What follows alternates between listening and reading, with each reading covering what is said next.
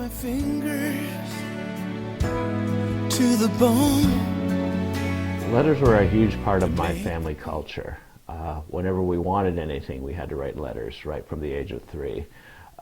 Every time we had to thank an aunt or a grandparent or a parent for a gift, we had to write a letter.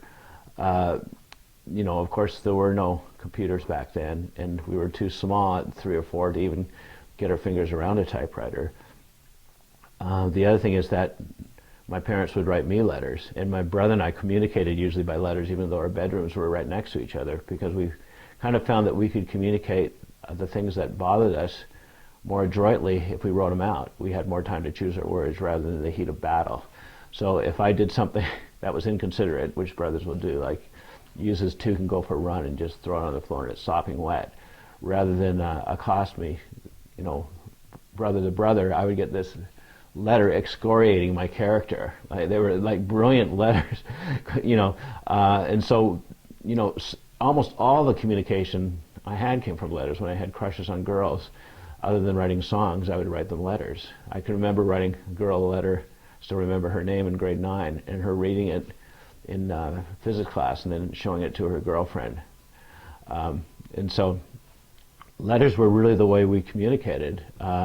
Also, my father, because of his seminal work as an author and as the ombudsman and the director of the Human Rights Commission, you know, sold all his papers to the National Archives. So I really didn't get to totally know my father and the other side of my father, the young side, the insecure side, the youthful side, until I read his letters. And I saw letters that he wrote when he was 6, thanking his grandmother for birthday presents. I saw letters he wrote when he was 76.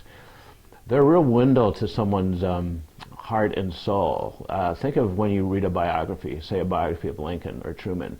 It's the letters that are published that will tell you the most about the person. Now, strangely enough, I find writing and typing to be kind of synonymous, just because I'm naturally tactile and because I have really good hand-finger coordination. I once made $10,000 just betting on ping pong in an afternoon. So both my brother and I took to typing really, really naturally. I was actually, this was not thought of as a very masculine thing to brag about, but I was the fastest and most accurate typist in my high school. So when I got my hands on a typewriter, I really enjoyed the process of typing, because somehow it connected to my reflexes and my mental acuity. So I actually am one of those few people that like writing on a typewriter or word processor. Also, getting off the letter thing for a second, when you're writing songs or articles or books, the real process is in the rewriting. And I learned this once writing with Michael Bolton. I went through so many notebooks on rewrites with him that that was when I realized I had to start, you know, writing them in a computer, because I just couldn't keep track of 15, 20, 30 rewrites. I'd be losing them. And sure enough, they would always end up wanting the first version, which I would have by that time lost if they were all in notebooks.